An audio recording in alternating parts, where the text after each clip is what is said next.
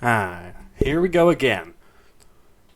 Round 2 for Formula 2, PIA Formula 1 is here, and oh boy are we excited. Without any further ado, hey there guys, I'm PIA, and welcome back to the Comedy Review, the show that comes out with episodes that are later than Max Verstappen's braking at the Hungarian Grand Prix. Without any further ado, let's roll that intro.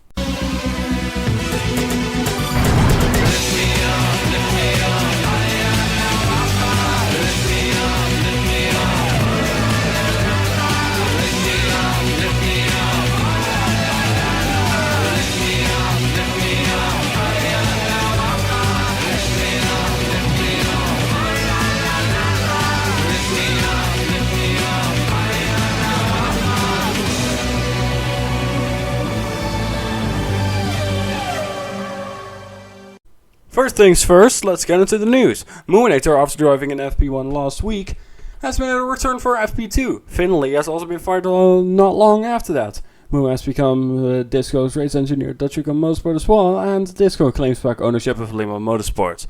The old Mexico F1 layout got removed, being replaced of that Formula E's layout. And to be honest, it looks quite cool. High speed, hard braking zones. Max Verstappen from Hungary won't last a single lap on this track. All jokes aside, let's hop into FP1, since it's a war crime not to include it. On an unrelated note, Dutch Motorsport have come to Mexico with various upgrades, with them revamping the floor, barge boards, and rear wing, plus the DRS flap. They have also introduced a new halo, allowing them to run custom liveries on that part as well. The new suits for Dutch Motorsports have also been revealed, and to be honest, it's looking quite fire, literally. In my opinion, they look like a firefighter suit. But anyways, let's get into FP1 then. FP1 started off as usual, as cars rushed onto the racetrack to get the data to see what they can improve ahead of qualifying and the race. That was the first on the track. Until he wasn't, decided to go on a short holiday. The Welshman decided to end his FP1 early and threw his car on top of the wall on the exit of turn 3. Earlier in the session, a wasp made it into Disco's room, causing a 19-minute red flag. I'm actually not making a joke here. Have a listen.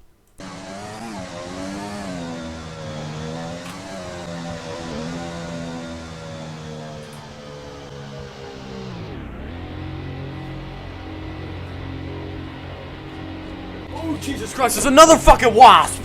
What the hell?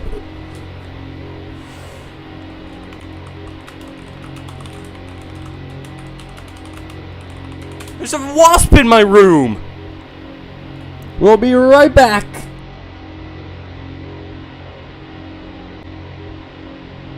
Yeah, that was quite the event, wasn't it? When the wasp finally was told to fuck off, the session got underway, with Dan taking the fastest lap before his DR25 decided to give the fans a close-up look at the new upgrades. This, of course, threw out another red flag, with Greeno sitting out both free practices to work on the car. Nothing else exciting happened after that, besides Moonator throwing a hissy fit every time his RTO1 fucked up. FP2 rolled around and we got a different track, with the layout resembling that of Formula E. Let's hope that this won't be a bad omen later on. Disco dominated the timing screen, setting the fastest lap after just a few minutes.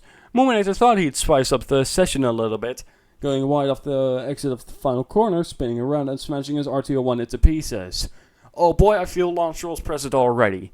Moonator then decided to invade Mexico, spawning 30 RTO1s, then claiming it was an analysis. Then Disco got bored of watching a Red 3GP invasion and decided to drift out of his garage. Nothing else exciting happened after that, so we'll just move on to Saturday. Saturday rolled around and we were hyped for qualifying, but first we have FP3 and FP4 to go through. FP3 started off with Greeno setting the fastest time. Disco was behind Greeno, even going faster, setting 21 seconds to 1.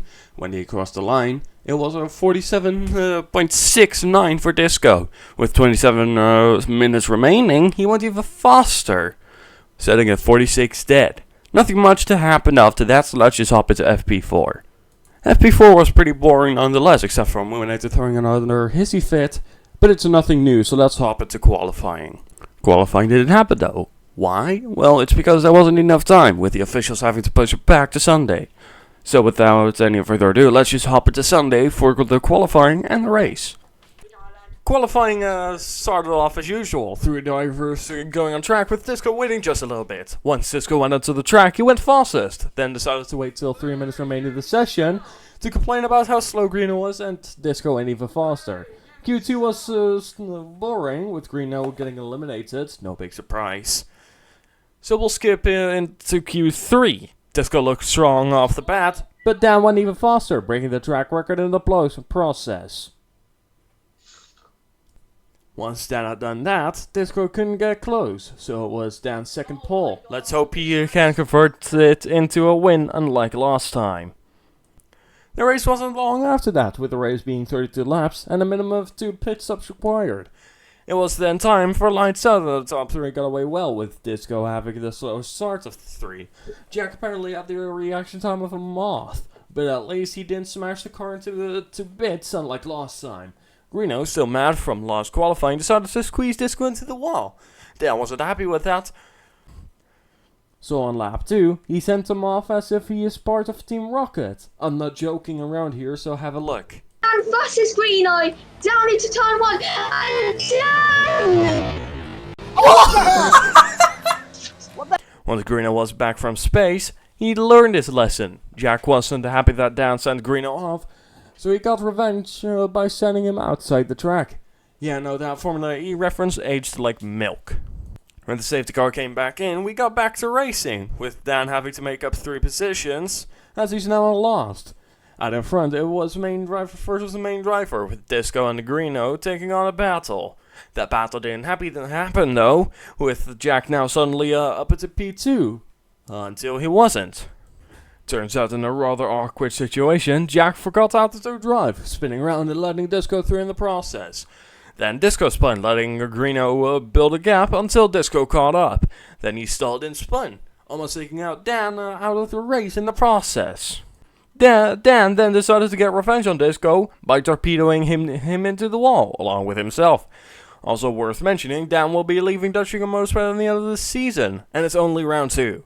Fast forward 1 lap later, and Disco spun again, with Dan just smashing his car into him like he's Lance Stroll. Here's a clip. Got kicked out. And PIA spins and collects his teammate! 1 lap later, and Greeno and Dan were boxing, with Disco staying out, taking P2 away from Dan. It was then a 9.3 second gap to Green, so Disco has to catch up. Lap 16 and Disco finally pitted. It's now a race to the end. Lap by lap, Disco was catching up by a lot. But I don't want to bore all of you with this, so let's skip to the end of the race. Dan won the race with Disco coming home to take the fastest lap. Greeno 3rd and Jack P4, whilst having DNF'd. The Dutch Recons were under investigation though, only being given a fine for not having mirrors. LKR MSV were not off the hook as well, with their engine being 4.01 horsepower over the standard engine horsepower limit. They got a cost cap reduction of 500,000. Well, in my opinion, this race was a bit better. Less crashes, but more spins. Oh boy, I feel the presence of 2020 Ferrari already. But thank you guys for watching, and if you want to see me do more of the comedy reviews on this channel, and if you want me to do some more comedy reviews on some past PIA races, let me know in the comments. And without further ado, thank you guys for watching, like and subscribe, and I'll see you guys in the next one. Peace out.